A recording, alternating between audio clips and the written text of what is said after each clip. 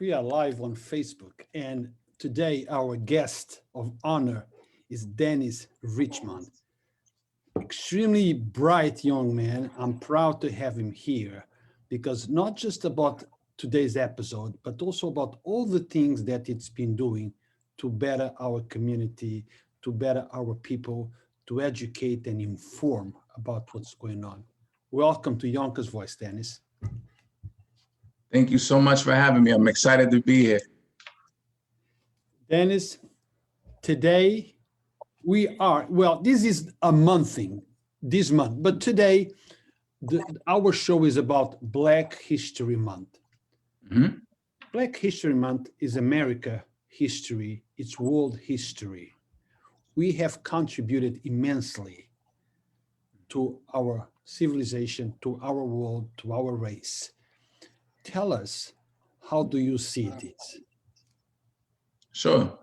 To me, Black History Month is a time of celebration. It's a time of awareness, and it's a time of knowledge. You know, often when people speak about certain areas of history, they might delve into certain concepts, but February is the month where all parties know, let's talk Black.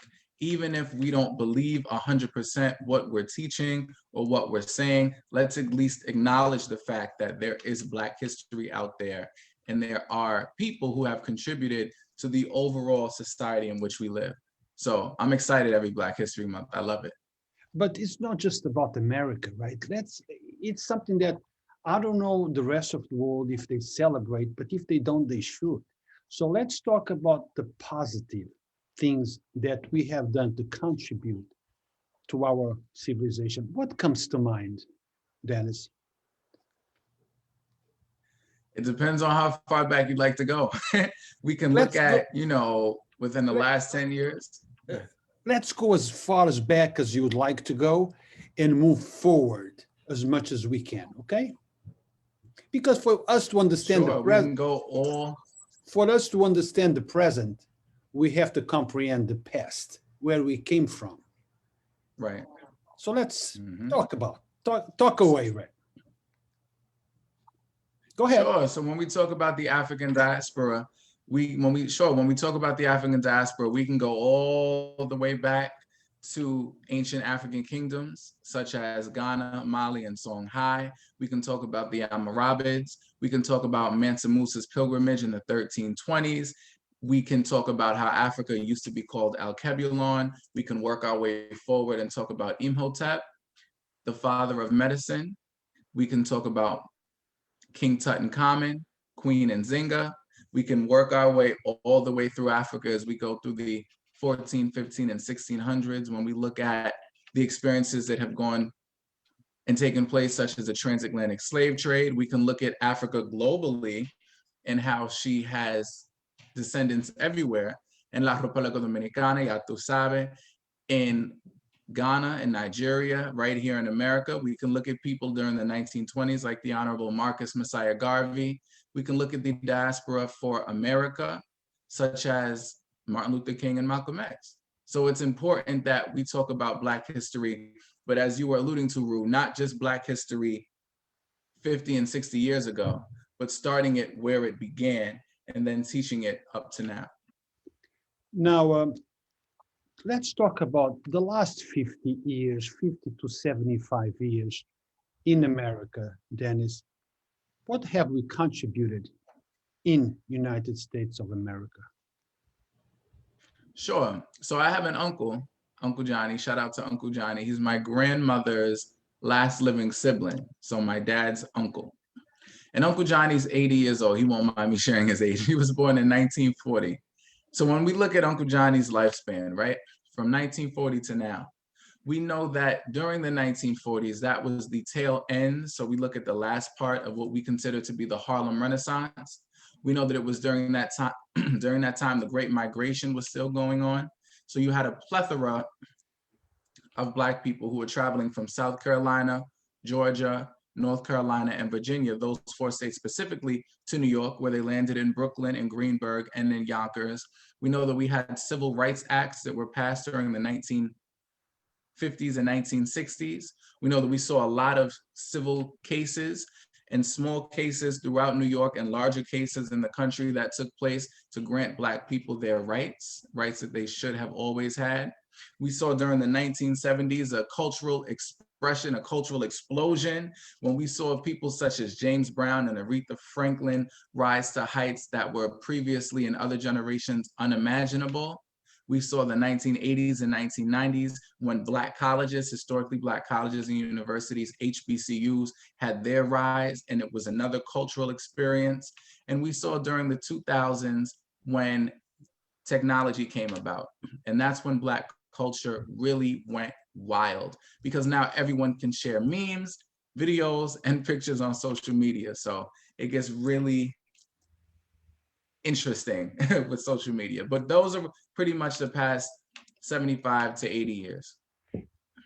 Now, Dennis, how important it is for our people, Black people, to know our history, because I've seen that very often. I speak with the youth, and not the youth. And yes, we call ourselves African Americans, but the only thing they know is, okay, we came to America originally from Africa, but they don't know much about the history. How important it is for us to study, learn, talk to people that can actually tell us about the history, Black history, such as yourself and others. Tell us the importance of it. Sure. You don't know where you're going until you know where you were. It's often important to look back and to reflect. So we can take it and talk about music for an example, because I know that there are a lot of young people of color, a lot of young Black people and young Latino people who love to talk about music. If we take fantastic rappers, it's not up for debate. If we take fantastic rappers, brilliant rappers like Jadakiss and Jay-Z, and look at their careers, we know that people like Jay-Z and Jadakiss have looked up to rappers like Biggie Smalls. In Biggie Smalls, one of his most prominent songs, he goes, "Peace to Kid Capri, Marley Marl." He talks about people who came before him. When we go back, we can find James Brown and how his music has influenced people like Biggie Smalls. Prior to James Brown, we look at scat singing with Ella Fitzgerald, who was a Yonkers resident, and Cab Calloway. Prior to Cab Calloway, we can go back to what they called during the early 1900s, jazz music.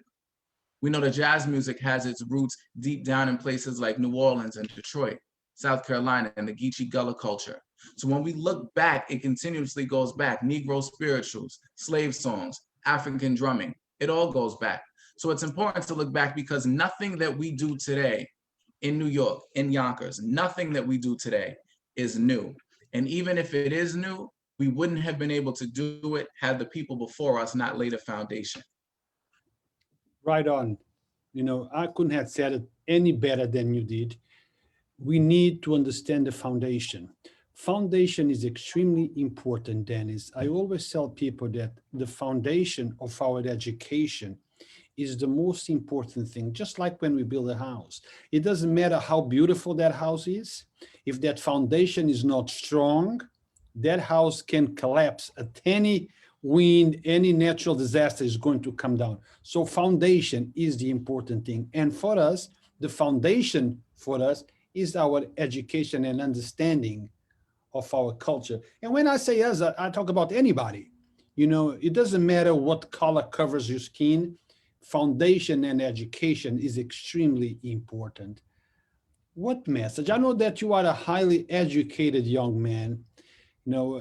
I know that, and I appreciate you for that. And it's amazing. Not amazing that you are educated. It's amazing that education is the foundation. Let's talk to those young folks out there that don't see education as important. Let's give them an advice, Dennis. Sure. In Yonkers, I'm fortunate where people under the age of 30, so people between the ages of about 23 and 29, know me as Dennis. I know that people between the ages of, say, 19 and 22 probably know me as my social media name, New York Stacks, and people under 18 know me as Mr. R. So with that being said, people who know me from speaking at their school and who know me from talking to me out in the street know that I stress education 1000%. And when I say that, I'm not saying that everyone has to go to college. What I'm saying is that you have to learn.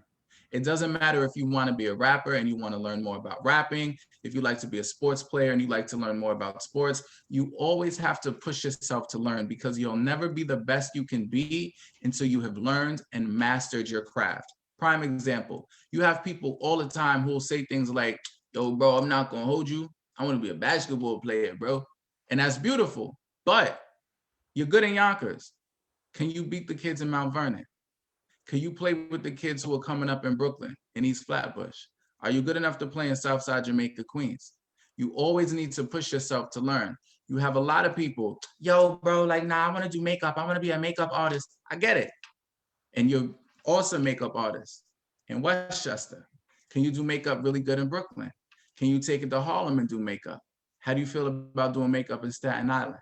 So when I say learn and you have to push yourself to learn, it's not about me telling you go to apply to Claflin University or go to Howard.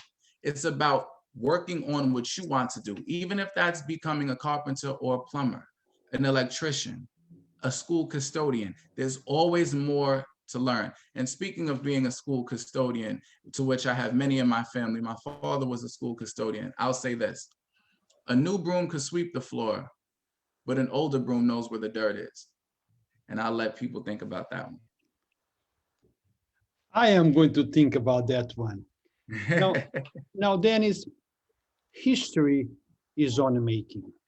You will be part of history soon enough. People will look back and will remember Dennis in his younger days, the words that Dennis used to speak. Now, tell me about somebody who you look back into and pay attention to the words that they used to speak, and elaborate into, about that. Sure. It's a really awesome question, Bruce. Really awesome question. I would say that I look at and take small pieces from everybody. So great orators that we have had have been people like Malcolm X, without a doubt. Great orators, people who know how to get a crowd moving, people who know how to captivate, and people who know how to give their message. So definitely people like Malcolm X. On the same token, definitely people like Al Sharpton, because those are orators. And if you can't tell, Rue, I love to talk, but those are orators who know how to keep a crowd engaged. So when I look at historical figures wise, definitely Malcolm X, definitely Marcus Garvey. And when I look at people who are here now, even when I look at people like local people, I would even say Dr. Jim Bostic. And I would say Dr. Jim Bostic because not only has he helped me so much in life, but I see what he does in the community, and I see what someone like Dr. Bostic wants for the community. And I have no choice as someone who would like to also become a pillar in the community one day than to look up to that. Because you always want to look at those in the field that you want to get into and see what it is that they do and how you can go about that. Dennis, we have somebody who is always watching us, always watches our broadcast, Mr. Hector Santiago, the creator of Stop and Shake. He's on the move. They also call him Hector the Connector. I could say a whole bunch of other stuff. People is a young man very much involved in the community and looks for the best of the community. He says, Dennis Richmond Jr. is such an amazing motivator in our community. Much respect and love for this brother. Now, you said something very important, Richard, Dennis. Those people of the past, Malcolm X, Dr. Jim Bosner, and others, all of us sometimes have a message to say, but it takes a special quality to deliver that message. When you heard one of those people, Al Sharpton or all the others, and you hear the message, even though you don't know those people, but you feel connected to the message. So it's important. The delivery of the message is as important as the message itself, I think. Would you agree or disagree? Most definitely, because you always have to know your audience. So if I'm speaking about education, the same conversation that I have in an auditorium with 200 teenagers would be a different conversation if I'm in the room, say, with 15 people over the age of 50. Just because I know that this particular group knows certain slang terms and knows certain songs and knows certain trends that are going on social media, and this particular group is from a different era, and I can relate to them too.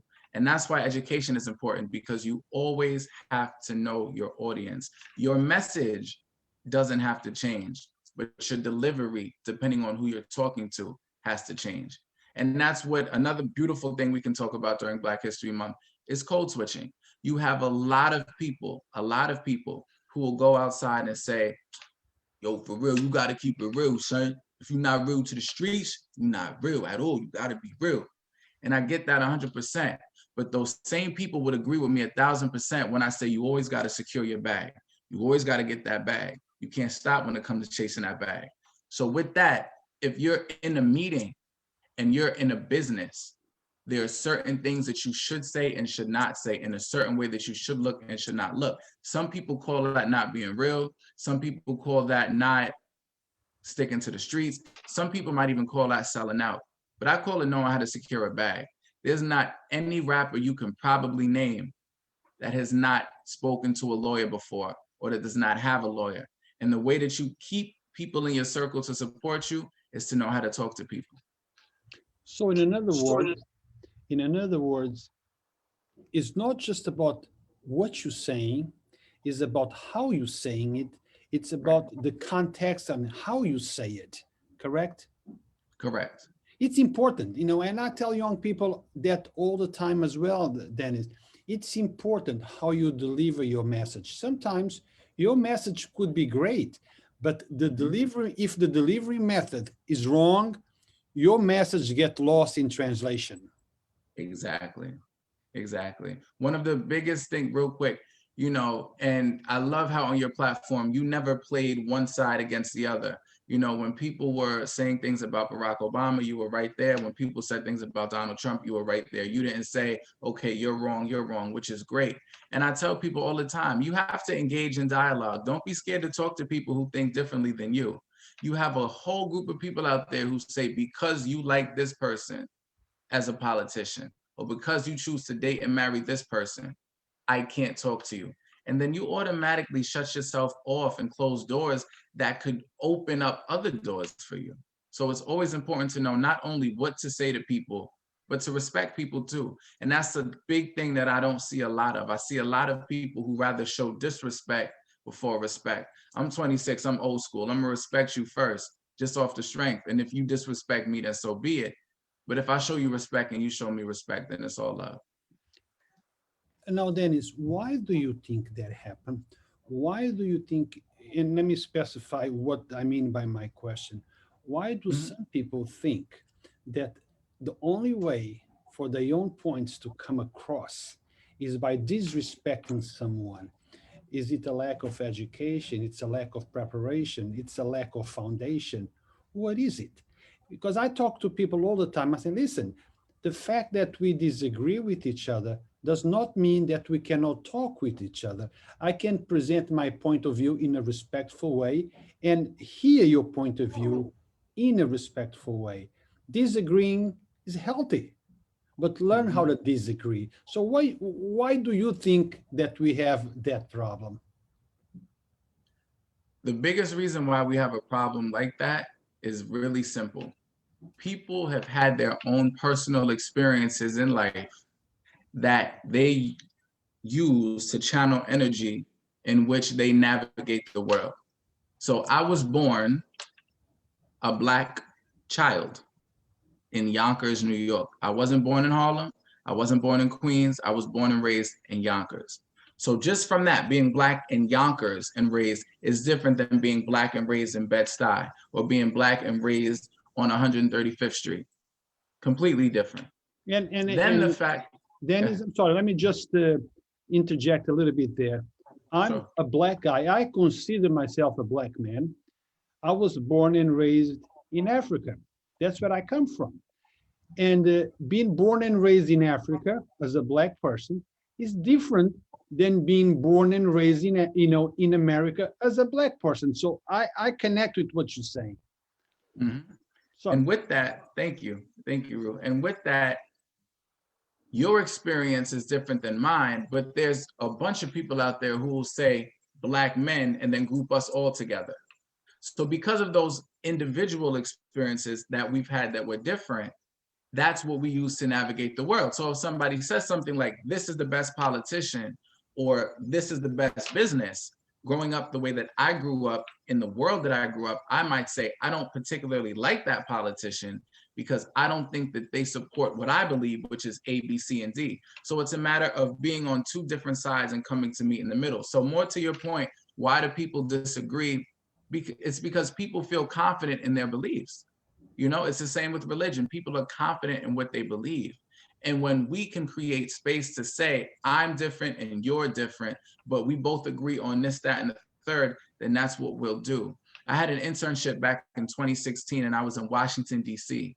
And a brilliant brother by the name of Troy Presswood told me this. He said, you're going to what we want on Capitol Hill. He said, you're going to walk into this room and there are going to be people here who have different political beliefs. But one thing that we all agree on is that education has to change. Boom.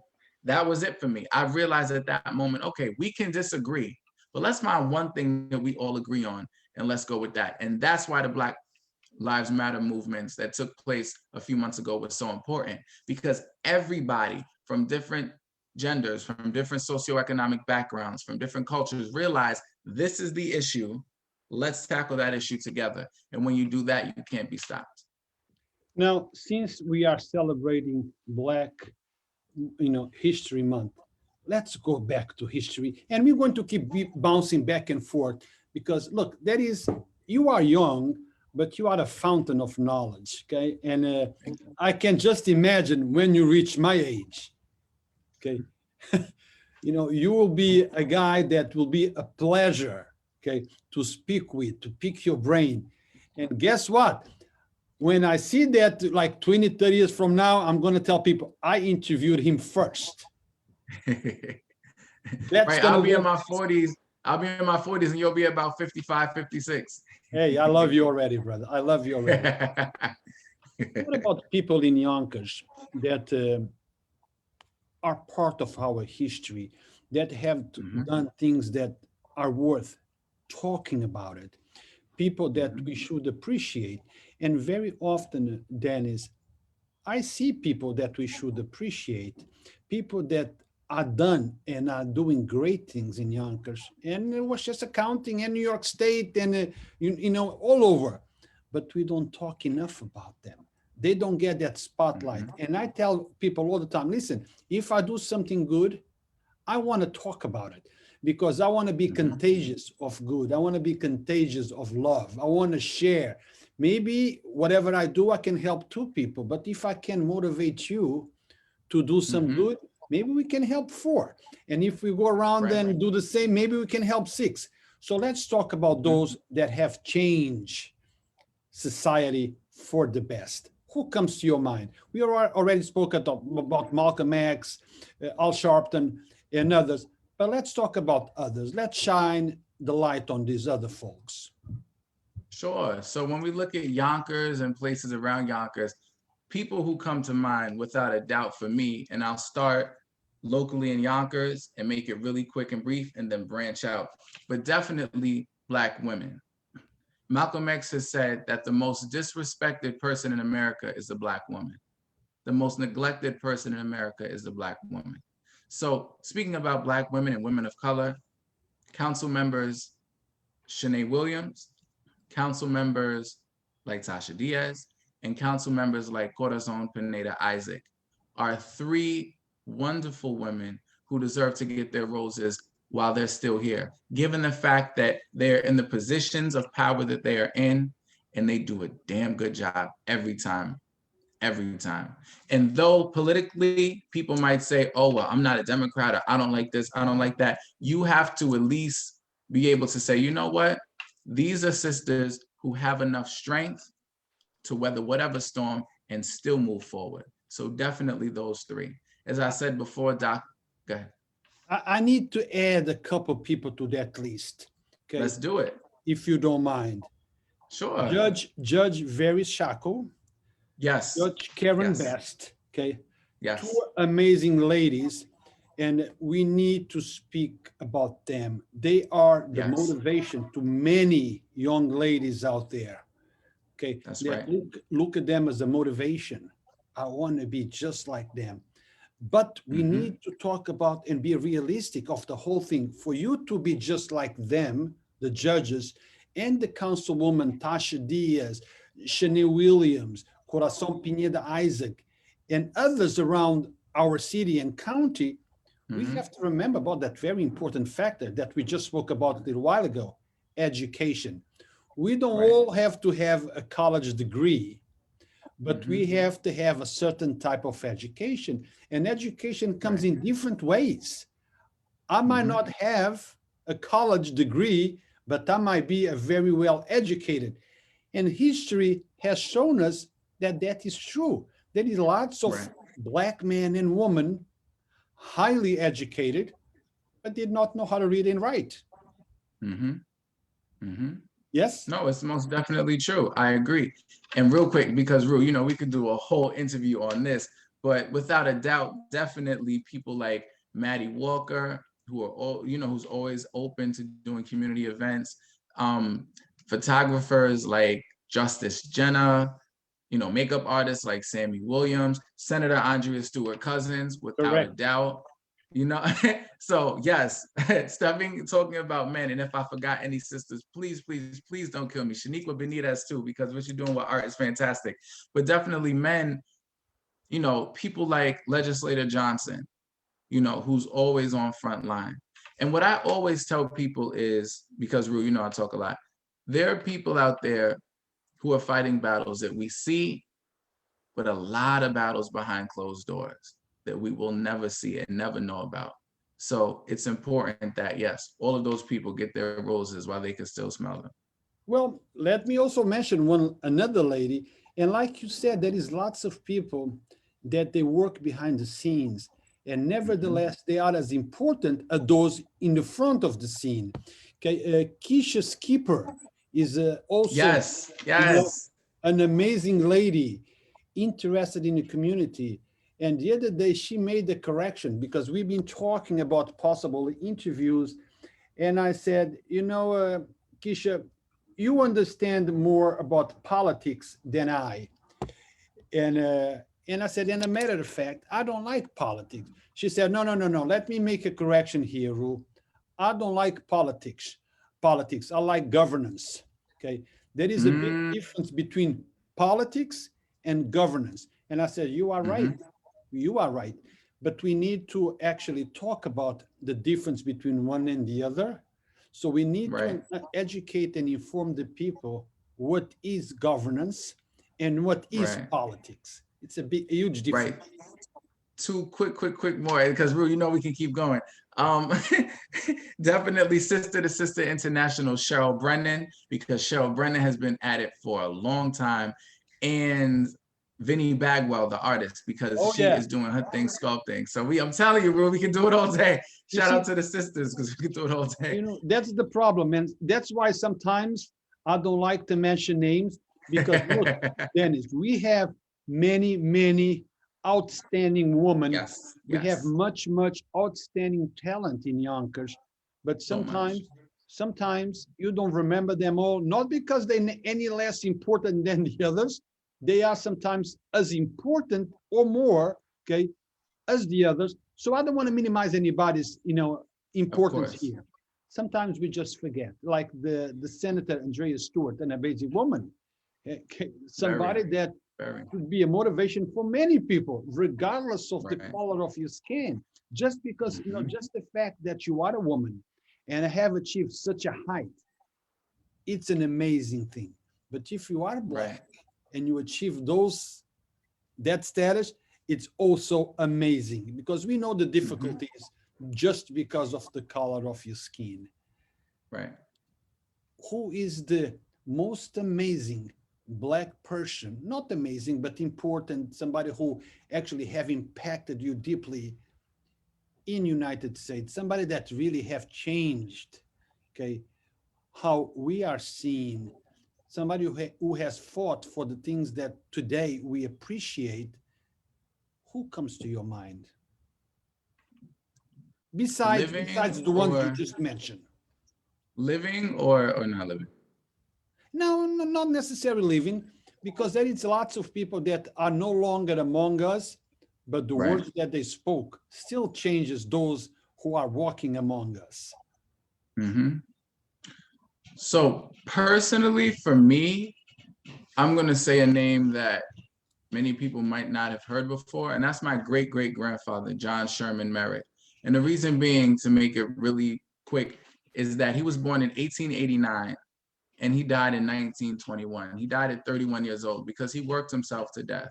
And when I saw his death certificate, it said that he died of sarcoma and exhaustion. He actually did work himself to death. He didn't believe that his wife had to work. So he had 4 children and he had 4 jobs. He was a chimney sweep, he was a day laborer, he was a school custodian, and he worked as a house cleaner. So a job in the 19 teens and 1920s that mostly Black women did, which was being a domestic, he did that because he didn't want his wife to do that. So he inspired me so much because he went from renting a place to owning a home in Greenwich, Connecticut. He took pictures during the Harlem Renaissance, during its early stages. He set the foundation and he continued the legacy that I'm trying to continue for my family. So definitely him. Now, a big, huge name person, if I had to say anybody, honestly, I would say Marcus Garvey, only because he didn't stop. And you know what? I'll say Marcus Garvey, but I'll also say Frederick Douglass, because Frederick Douglass came out of slavery and he didn't give up. He came out and he kept working, he kept teaching, he kept speaking. And that's what I do. And that's what's important. Once you get your education, you're not supposed to forget. You're supposed to go back and reach and get someone else. And that's why Black History Month is in February, Rue. A lot of people don't know that. Black History Month, we know, was started by Dr. Carter G. Woodson, who we call the father, who many consider the father of Black history. And Dr. Woodson created Negro History Week. Now, of course, we have Dr. Carter G. Woodson and we have Elaine Locke, but Negro History Week, because of the birthdays of Frederick Douglass and Abraham Lincoln, they're both in February. Then it became Black History Month decades later. So it's important that we know that history, because you know the run-on joke is, now they only gave us Black History Month because it's the shortest month of the year. And that's not true. Now, did you know about this person? Was a Black man, lived in Yonkers, impacted the Black community. He moved to Yonkers from, I don't remember, I'm sorry that I don't remember exactly the details, from another state, moved and purchased the house right here on Warburton Avenue, I believe number 175. He, you know about who I'm talking about? Yes. I do not remember his name off the top of my head, but yes, they had an article about him 2 or 3 weeks ago in Yonkers Rising, Yes, in the history section of Yonkers Rising. we interviewed somebody by name of Angelique Pinwiski. Yes. She is a historian, and no one knows more about Yonkers history than Angelique. And we had an interview, and the interview was about this man. Bought a house back then, a lot of racial issues, bought an ice cream place and pastry, if I'm not mistaken.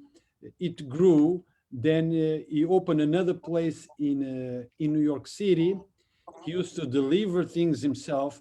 Then he became a banker, and he was a great man, somebody Beautiful. that we shouldn't forget. And unfortunately, my age doesn't help, but I'm forgetting a couple of things here and there.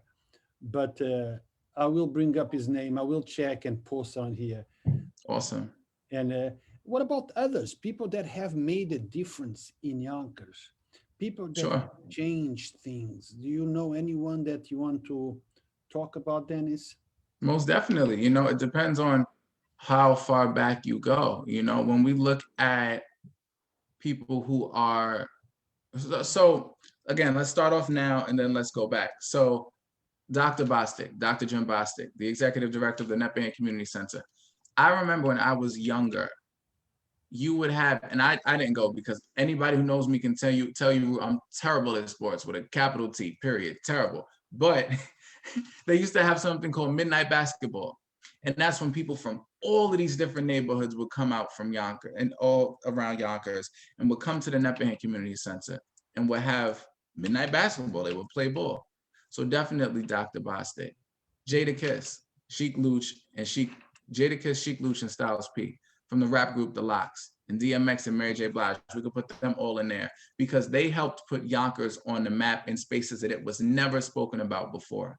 Now, when you talk about hip hop and rap history, you can't talk about it without mentioning Mary J. Blige, Sheik Luch, Styles P, Jada Kiss, and DMX. You can't. From 90-ish to now, it was Yonkers.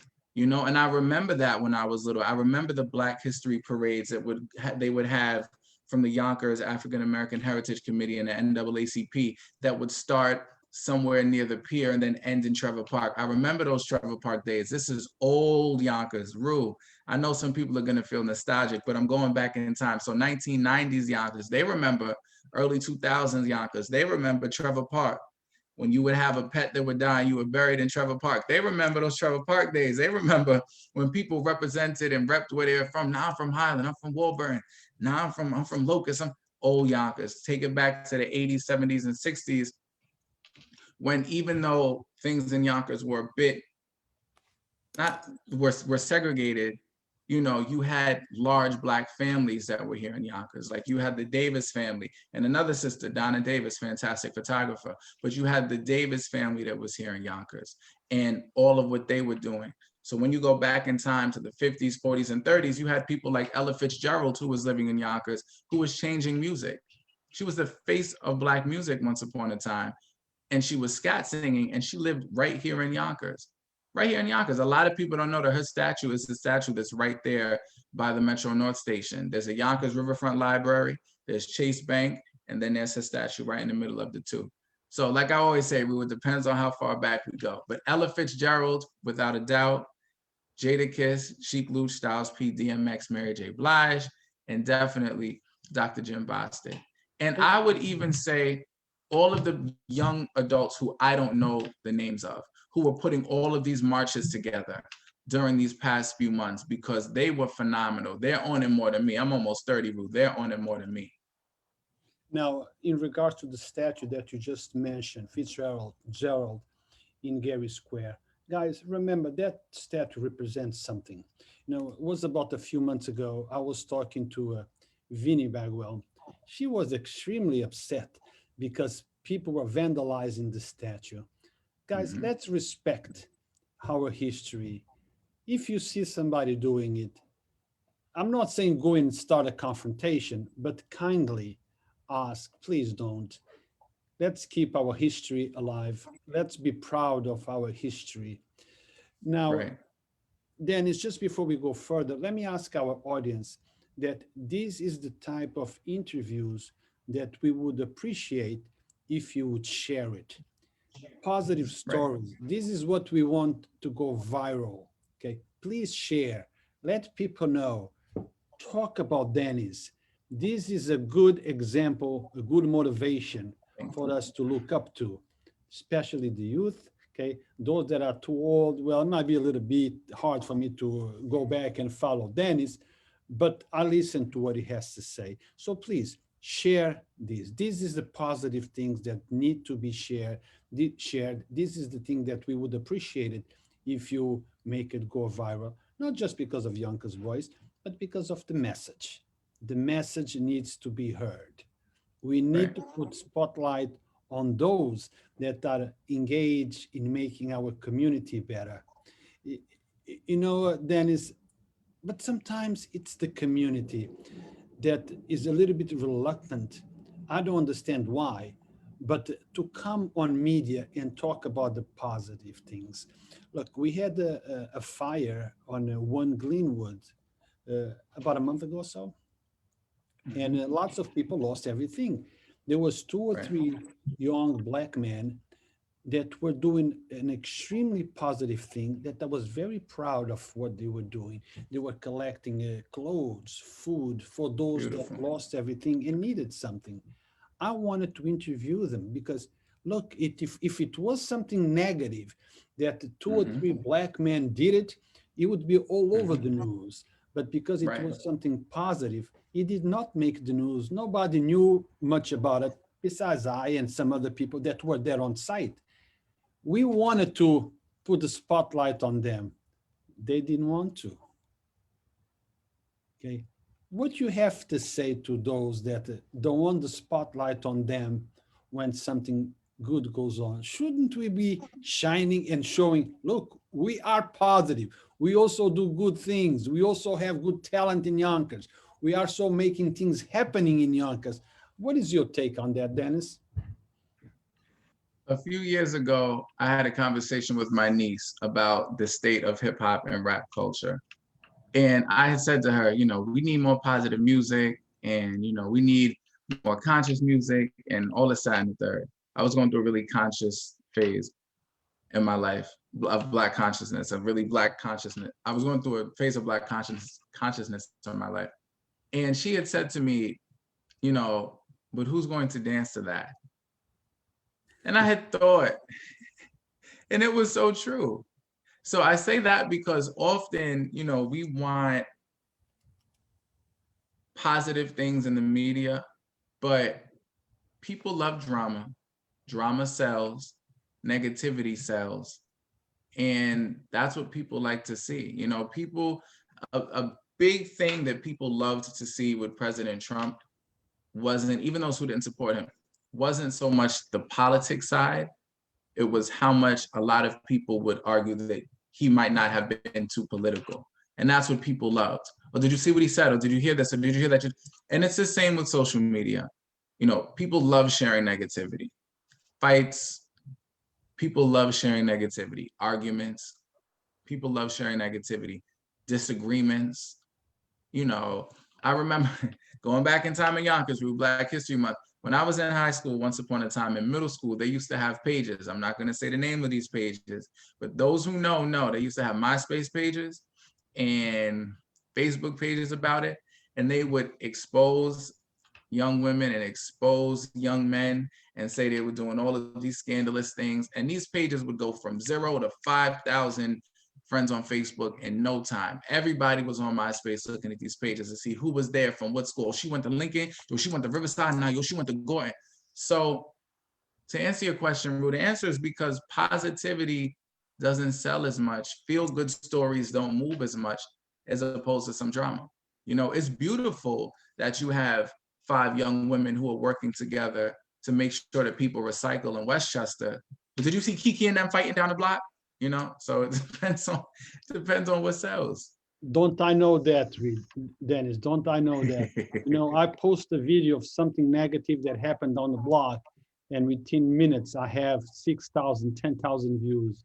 I post a positive story with you, or actor, or Ray Wilcox, or others. I'm lucky if I get 1,000 views. And I tell people all the time, listen, don't blame me. It's your mindset. Instead of sharing the negative, why don't you share the positive? Why don't you become the change you want to see? Instead of complaining, then do something to change that mindset. Okay, No, it's true. we are engineered to love the bad stuff, the negativity. Everybody loves to pick up the phone and call somebody to give that bad news. If you do something good, nobody cares. Now, what else, Dennis? I know that you've been doing something really great work. I know that I think it was yesterday you had something at the library for the HBCUS. please, and you wrote a book, I heard. When is the book coming Yes. out? When is it coming out? So I have it here. So I had an event yesterday. Thanks to Maddie, I had it at Pamela's Big Heart Foundation, and it was for prospective college students. And my book is here. It's called He Spoke at My School, An Educational Journey. And it's about my experience in life, how I went from being... Let it stand a little longer. Yeah, let it stand a little Sure. longer. It's about how I went from being a young man in Yonkers to deciding to go away to college, the issues that I had along the way, some of the roadblocks, how I got past them. And spoiler alert, my favorite part of the book is the last chapter when you, and it's a really easy read. It's a really easy read. I was actually giving the books away for free yesterday. And if anyone would like a copy and you're in Yonkers and you'd like me to sign it, feel free. But I actually have student testimonials from students of all different ages from all across New York, from as far up as Buffalo and Rochester, all the way as far down as to Brooklyn, who I've spoken to and inspired. And they've had some really positive things to say about me. So yes, he spoke at my school, An Educational Journey, because, why not write a book for the culture? Dennis, This is what I did during the pandemic. Dennis, where can I get the book? You can Google it and you'll find it, or you can go right on Amazon and just type in my name, Dennis Richmond Jr., or just Google He Spoke at My School, and you can get it that way. So guys, I would hope that you would support our local artists, our local writers. I really would appreciate that, because all of us talk about options. All of us talk about, we need to change these, we need to change that. When we talk about crime, we all say, well, it's because the kids don't have options. Well, those options should also be created by us. Okay, I would, would and should be supporting our local, artists, writers. Buy the book. If there is a CD, if you like the type of CD, buy the music. Let's create those options. Let's support them. Let's motivate them to keep on doing. So let's, add or do what we can for those young folks or old folks, whatever, to keep doing the things that we think they should be doing. What about the HBCUS, Dennis? I saw you a few years back. I interviewed you at the library, and two young ladies, I think they were Harvard graduates. I think they were your family. I don't remember, but two very bright young ladies interviewed you. Tell us a little bit about HBCUS. What is it? Sure. What's the goal? Sure. Sure. So with the New York, New Jersey HBCU initiative, my goal today is exactly what it was when I started back in 2014. I want students to make sure that they are fully aware of their college options. I have a scholarship that I started back in 2013, and I give out money to students in Yonkers every single year to make sure that they can get to and through college. And I will continue to do that until the day that I'm no longer here. I want students to know their college options. You can go to a school in New York, you can go to a school in Yonkers, you can go to a school in New Jersey, but you can also go to Howard University in Washington, D.C., Claflin University in Orangeburg, South Carolina, or Morehouse College in Atlanta, Georgia. So it's important that you know your college options, and it's important that you have a variety to choose from. When you go out to a restaurant, when you walk outside, when you look in your closet, it's beautiful when you could say, I could either wear this, or this, I can't decide. But when you're looking at the menu, the book, when you're looking at the menu and you go, I might have this, or I can have this. But if I tell you you can only go to that school, then that's not fair. So it's imperative that you know all of the schools that are out there, especially schools that will support you. When you look at HBCUs, some of our earliest Black colleges were founded in the 1850s, such as Lincoln University and Cheyney University. But when you look at these schools, Kamala Harris, Sean Puffy or Diddy Combs, Dr. Martin Luther King Jr., Thurgood Marshall, Rosa Parks, and the list goes on and on and on and on and on. Chadwick Boseman have all attended Taraji P. Henson, Felicia Rashad have all attended HBCUs, and they've went down in history. So as someone who once said, why not attend an HBCU so you can go down in history too? So guys, we have to conclude this show. You know, as always, even though I love it and I could go on and on talking with Dennis, but we have to end it sooner or later. But I want to end it with this plea.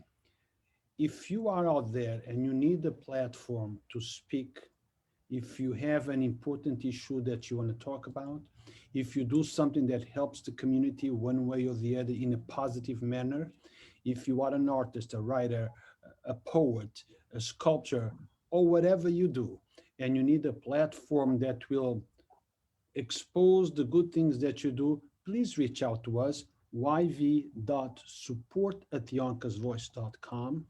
We want to be involved in the positive things. We want to let the world know about the positive and the immense talent that we have in Yonkers. But I am not able to do that alone without your participation. And for me to be involved in that, for me to broadcast those things, I have to know about those things. As Dennis and I were speaking a few minutes ago, bad news reaches me quickly, very quick. Somebody, I get like 10, 20, 30 messages. This is happening here. This is happening here. Are you here? Are you coming? Why not? You're not here.